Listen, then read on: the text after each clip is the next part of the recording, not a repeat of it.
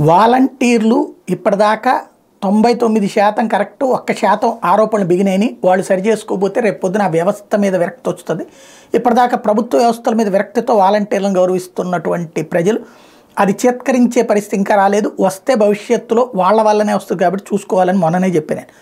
ఇప్పుడు తాజాగా వాలంటీర్లు 1000 రూపాయలు లంచం తీసుకున్నారంటే తెలుగుదేశం పార్టీ ఆధారాలతో చూపించింది. తెనాల్లో చేయూత పథకం లబ్ధిదారులు 70 మంది నుంచి వార్డు వాలంటీర్లు ముడుపులు వసూలు చేశారని గుంటూరు జిల్లా తెనాలి 33వ వార్డు కౌన్సిలర్ మొఘల్ రహమత్ బేగ్ ఆరోపించారు. గురువారం జరిగిన కౌన్సిల్ సాధారణ సమావేశంలో మాట్లాడుతూ ఒక్కో లబ్ధిదారు నుంచి వాలంటీర్లు 1000 రూపాయలు చొప్పున వసూలు చేశారని సంబంధిత వీడియోను ప్రదర్శించారు.